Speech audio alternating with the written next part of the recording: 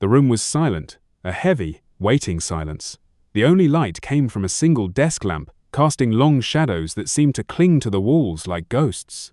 At the center of it all sat an old soldier, his frame still broad but hollowed by time, his face a landscape of weary lines. He stared at a piece of blank paper, as if it were an abyss. He was a hero, a living monument. To an entire nation, he was the granite face of their past glory, the last bastion against a gathering storm, and he was so very, very tired. The plea had been made to him, a desperate request to stand once more, to be the shield, but he felt the weight of his years in his bones, a cold, constant ache. He had told them no, let the future fight its own battles. But the future was pounding at the door. It had a voice, raw and furious, that echoed in beer halls and packed town squares. It spoke of 13 years of shame, of betrayal, of a world rotting from within, and people, hungry and afraid, listened.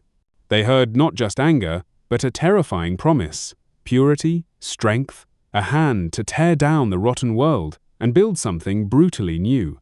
The hero's advisors moved in hushed tones, voices like dry leaves scratching stone. There was a plan, a legal maneuver, a twist of the Constitution that would keep the old soldier in his chair without the agony of a campaign. It required the wolves to cooperate. It required the man with the furious voice to agree. They met in tense, wood-paneled rooms. The message was delivered. Step aside now, support the old man, and the path to power will be cleared for you. It was a bargain, a political transaction. The man with the furious voice smiled. It was not a pleasant smile. He smelled their fear, their pathetic attempt to cling to their crumbling world with legal parchment.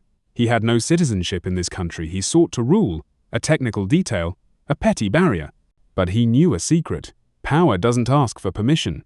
It takes. And soon, a loyal follower in a small state office would scratch a pen on a document, and the technicality would vanish.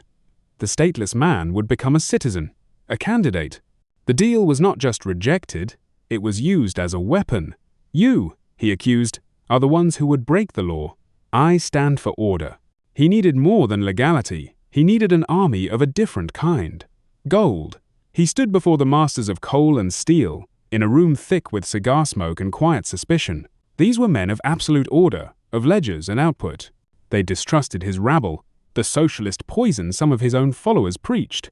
So, he spoke their language. He spoke of talent, of the natural rule of the strong, of the moral right of the achiever. He condemned the chaos of parliaments, the weakness of democracy. He promised a state of iron of command and obedience. The menace he vowed to destroy was not them, but the red menace that haunted their factories. He offered himself as their sword, and in their eyes, he saw the flicker of calculation turning to approval. The coffers began to open. Meanwhile, the old soldier's chancellor, a man with the face of a weary scholar, fought his own battles in silent halls abroad. He sought a diplomatic victory, a shred of respect for his nation, something to bring home to calm the seething streets. He returned with nothing, empty hands.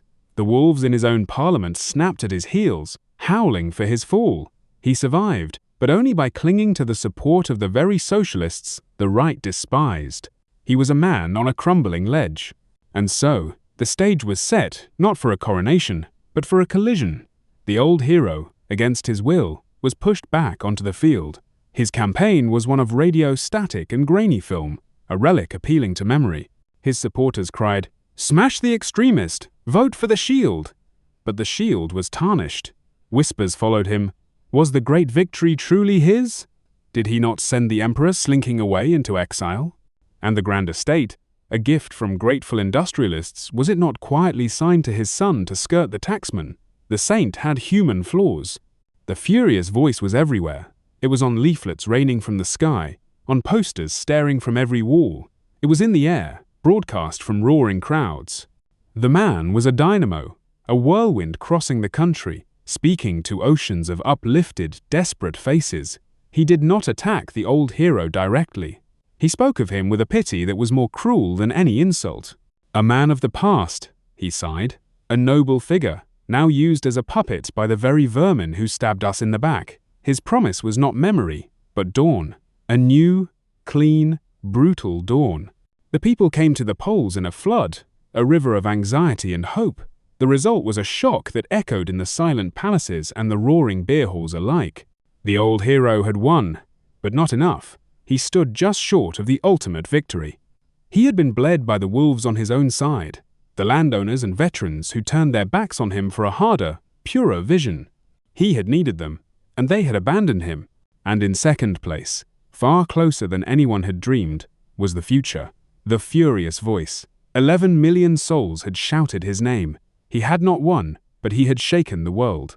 The old man, sitting in his quiet study, felt a new kind of cold. He had lost to this rabble-rouser in his own homeland, the fields of East Prussia. The earth itself seemed to be shifting. A truce was called, a forced peace for a holiday, but it was the quiet of a drawn breath. In 1 week, the final vote would come.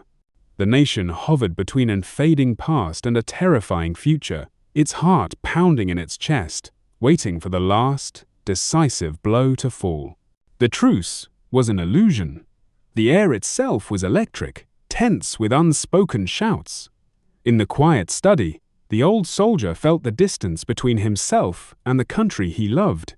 He was a symbol, but the meaning of that symbol was being rewritten in the streets below. His advisors spoke of strategy, of margins, but he heard the distant, rhythmic chanting of a name that was not his own. The furious voice was silent in public, but his machine thrummed in the darkness. The gold from the industrialists was molten now, fueling a final, overwhelming assault. The message was distilled, sharpened to a razor point. This is your last chance. Choose the chaos of the old world, or choose the strength of the new.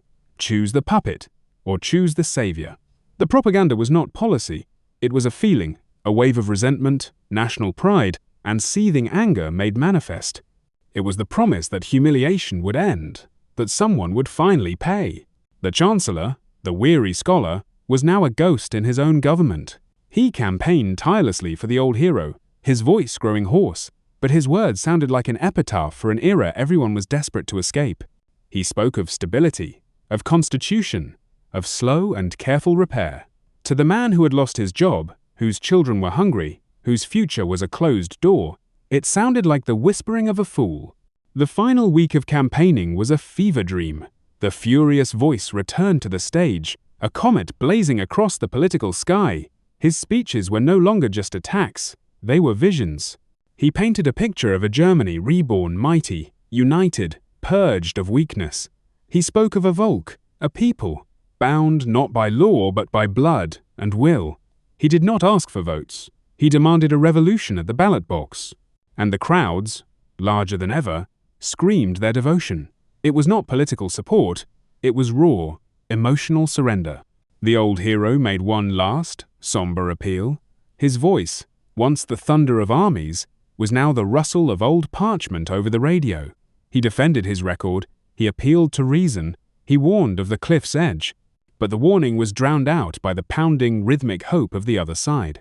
Election day dawned grey and cold. People lined up, not with debate, but with destiny in their eyes. The act of voting was intimate, final, a secret whispered that would become a collective scream. When the results flooded in, the silence in the old soldier's headquarters was deafening. He had won. The numbers said so. He had retained his title, his chair. But it was a tombstone of a victory. The furious voice had lost the race, but he had won the nation. His share of the vote had soared. Millions more had flocked to him. The momentum was not a political trend, it was a tectonic shift. The ground had moved. The respectable, the fearful, the hopeful, they had looked at the fading hero and the blazing prophet, and in staggering numbers, they had chosen the fire. The old man sat, surrounded by empty congratulations. He had been saved by the very forces he despised, the socialists, the Democrats, and abandoned by the right he embodied. He was a prisoner of his own victory. And the man across from him, the man with the furious voice, was no longer just a challenger. He was the undeniable tide. The parliament was a cage of snarling animals, the economy a sinking ship, and the only energy, the only terrible, galvanizing force in the country was his. The Chancellor's fate was sealed. He was the last pillar of the old world, and the world had moved on. The whispers around the president now came from new voices, clever, ambitious men who murmured that maybe, just maybe, the tide could be channeled. that the furious energy could be harnessed, controlled, given a little legal power to satisfy its hunger and save the state. It was a catastrophic miscalculation, born of arrogance and fear. The story was no longer about elections or laws or constitutions. It was about a man who had seen the deepest, darkest fear and longing of a people, and had given it a name, a face, and a scream. The old hero remained in his palace, a figurehead on a crumbling cliff. The future was now a storm, gathering its strength, having tasted the sweet, intoxicating nectar of the masses' devotion. The real battle, the intimate, personal battle for the soul of a nation, had just begun, and the first, fatal mistake, believing the storm could be controlled, had already been made in the quiet, panicked hearts of the old guard. The fuse was lit. The explosion would be intimate, personal, and total.